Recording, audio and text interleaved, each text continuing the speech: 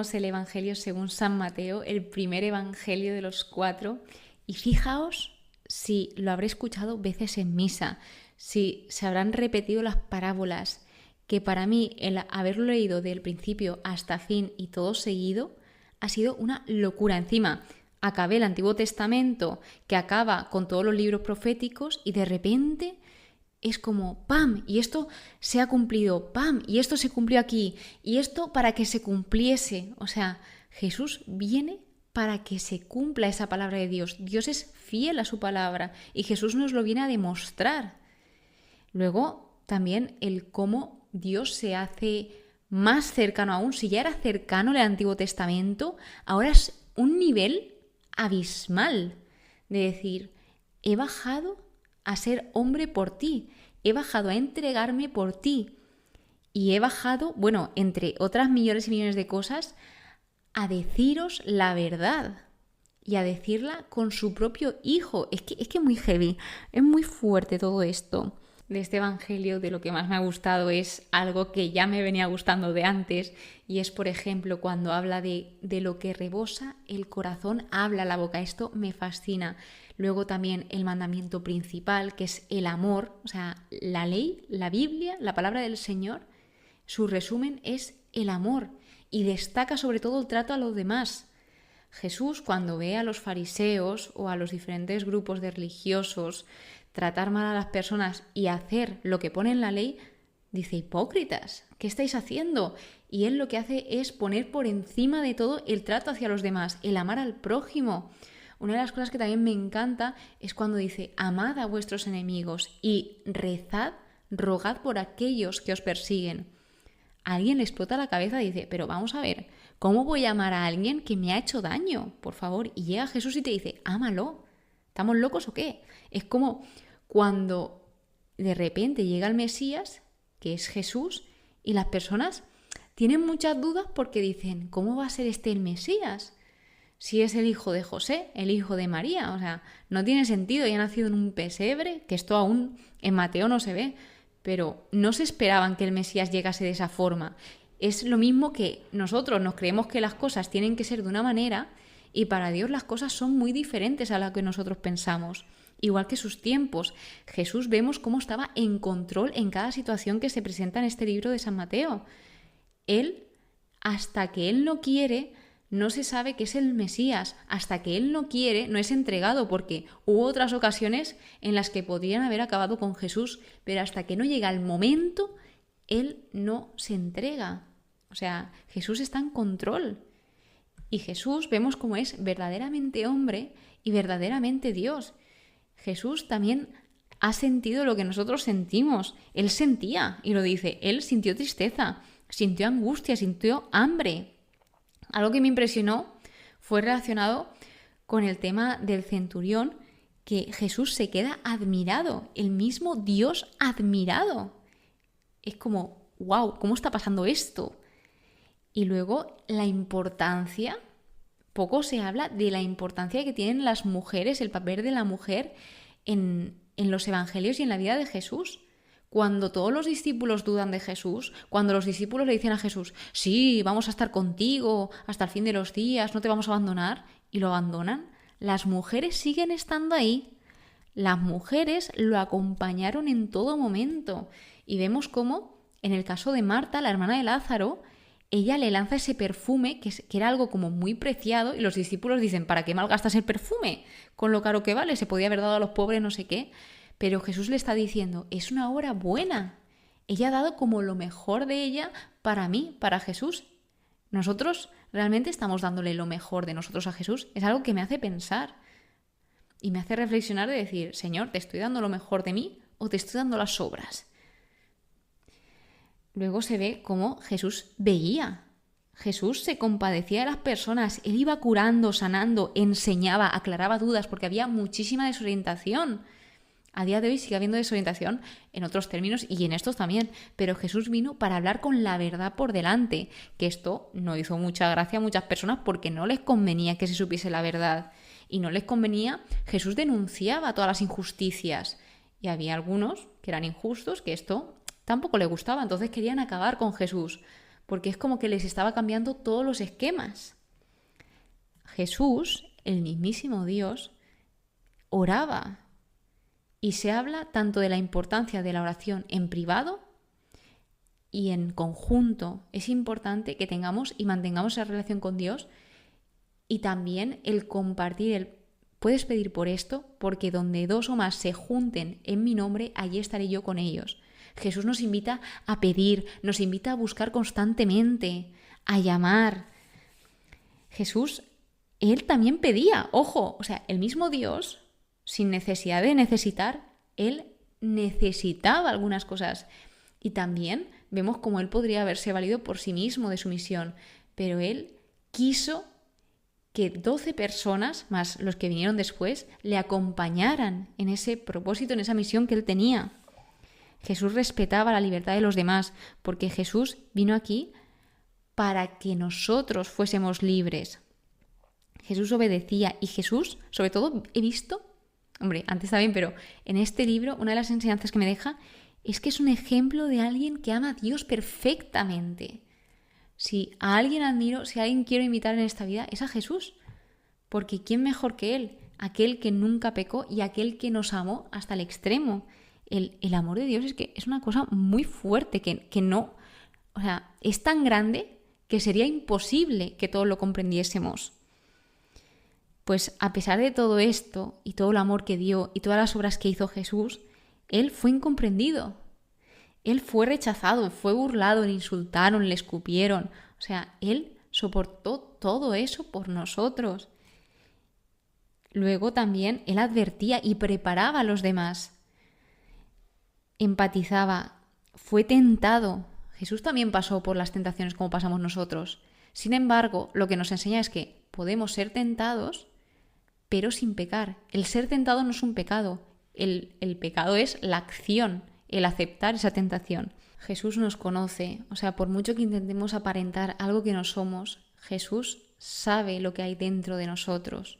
Os hablaba de cercanía y vemos cómo Jesús, Dios, se intenta acercar a nosotros en cada cosa que hace. Y aquí Jesús lo que solía utilizar eran parábolas muy cercanas a la cultura de aquel tiempo y a esas acciones cotidianas que realizaban día a día, para que ellos entendiesen mejor aquello y entender ese mensaje que él quería transmitirles. Jesús proveía. Cuando no tenían, ellos se saciaron. O sea, vemos en la institución de la Eucaristía, vemos como en la multiplicación de panes y los peces, vemos cómo esto está haciendo una referencia ya a la Eucaristía, y vemos cómo Él nos da todo aquello que necesitamos y que no debemos de preocuparnos y estar pensando todo el rato, ay, ¿qué va a pasar mañana? ¿Qué va a pasar mañana? Preocúpate del hoy. Sí, es importante pensar en mañana, pero lo que Jesús te dice es, el mañana ya vendrá. Preocúpate del día actual, y no hay mejor oportunidad que el tiempo de hoy.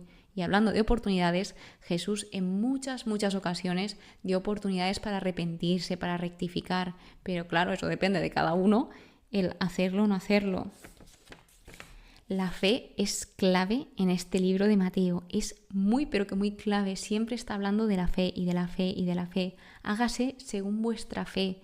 Y se ven grandes ejemplos de personas que tenían muchísima fe y no necesariamente eran creyentes, sino lo que impactaba era que personas que no habían nacido con esa cultura, con esas creencias, creían en Jesús antes que personas que se supone que eran judías y que creían en Dios. La palabra de Dios prevalece. O sea, vemos cómo Dios, cuando es tentado por el diablo, la arma que usa es la palabra de Dios, y es muy importante conocerla bien, porque los escribas y fariseos creían que conocían perfectamente la palabra de Dios y luego se dan cuenta al hablar con Jesús que no tienen ni idea. Y Jesús se lo hace ver, que no tienen ni idea. Mateo, ojo, cuando empezamos Mateo, el nombre de Mateo significa regalo de Dios. Y fijaos que ayer pensaba y decía, el Evangelio, la Biblia en sí, el Nuevo Testamento, es un regalo de Dios. O sea, ¿qué mejor regalo que su propia vida por y para nosotros? Y me quedé pensando ahí, digo, pues mira, no lo había pensado nunca así.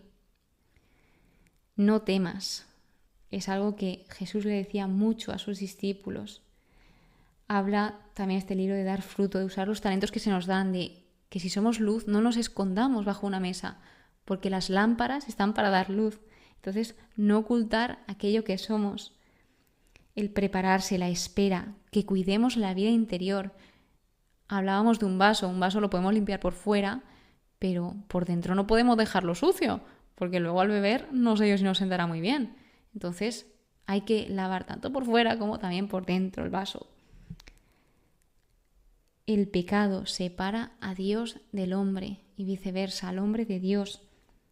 Seguir a Jesús implica dejar algunas cosas atrás. Una oración que aprendí estudiando este libro que me fascinó es: hágase tu voluntad porque sé que es lo mejor. Cámbiame donde no entienda o acepte tu voluntad. Vimos la oración del Padre Nuestro. Amontonar los tesoros en el cielo es lo que deberíamos hacer porque el cielo es eterno. O sea, que miremos a la eternidad, no a la tierra, porque todo lo que hay en la tierra se acaba, es temporal. Jesús nos enseña a no juzgar, Jesús nos enseña a escuchar y poner en práctica. Una de las frases más repetidas es: misericordia quiero y no sacrificios. Él llamaba a los pecadores, no a los justos. Y esto impactaba mucho a los religiosos de esa época, diciendo: pero ¿cómo él se va a juntar con gente injusta, con gente que peca, con los pobres? O sea, no les cabía en la cabeza. Y él aún así dice: he venido a llamar a los pecadores.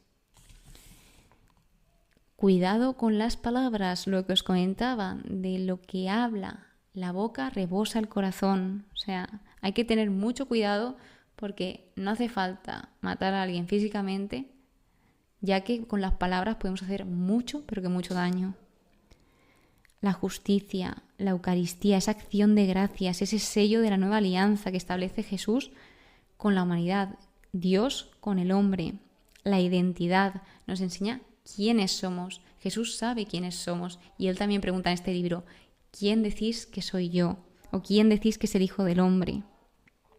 ¿De qué le sirve al hombre ganar el mundo entero si se arruina a sí mismo, si se arruina su vida? Nuestros fracasos nos pueden enseñar valiosas lecciones. Jesús deja a esas 99 ovejas y va a por aquella descarriada. El perdón, qué importante es saber perdonar. Y cuando le preguntan a Jesús, dice 70 veces 7, que esto es: perdona siempre, porque tú has sido perdonado. Y es importante porque al final, si no perdonamos, nos duele. O sea, quieras o no, aunque digas: no, a mí no me duele no perdonar porque me han hecho mucho daño. No, al final acaba haciendo daño. Lo que Dios unió no lo separe el hombre. No hay imposibles para Dios. La bondad que sobrepasa la justicia, esa parábola del dueño de la viña, que vimos lo generoso que fue tanto con los que empezaron a trabajar más tarde como los primeros, que aunque estos se quejaron, les dijo: oye, con vosotros había acordado esto, no deberíais enfadaros porque con lo que tengo yo hago lo que quiero. Las responsabilidades, que debemos saber qué responsabilidades tenemos. Lo del César a César y lo de Dios a Dios. Preocuparnos no solo por nosotros, que es importante, sino también por los demás. Cuidado con descuidar lo más importante que nos puede pasar y nos pasa. En este caso Jesús hablaba que ellos, el pueblo, había descuidado lo más importante de la ley, que era la misericordia, la justicia y la fe. Persevera hasta el fin. Y por último, esto os he ido leyendo punto por punto, aquello que más me ha gustado. Os leo el final de Mateo, que es una maravilla. Y estad seguros que yo estaré con vosotros día tras día, hasta el fin del mundo. Él siempre nos acompaña, nunca estamos solos. Y eso ha sido lo que me ha parecido el libro de Mateo. La verdad que me ha impactado. Sí que es verdad que me he liado un poco porque justamente cuando me estaba estudiando Mateo, las lecturas de la Eucaristía y los evangelios del día eran de Mateo. Entonces, imaginaos, si estaba grabando Mateo 10, por poner un ejemplo, a lo mejor en ese mismo día, en misa, estaban leyendo Mateo 23.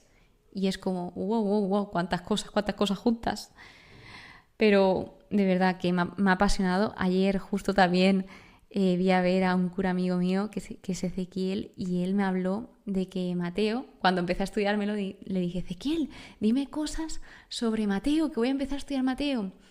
Y con lo que me quedo es lo que os he comentado, que Mateo hablaba hacia un público judío, y luego que él habla mucho de la conversión interior, de nuestro interior. Y es verdad, al final, qué importante es saber cuidar de aquello que llevamos dentro. Esto ha sido lo que he aprendido del Evangelio de San Mateo. Una maravilla, de verdad, haber concluido este Evangelio. Ahora vamos a por Marcos, que es un poquito más corto. Muchísimas gracias por estar aquí, de verdad, de todo corazón. Espero que pases muy, pero que muy buen día y que Dios te bendiga.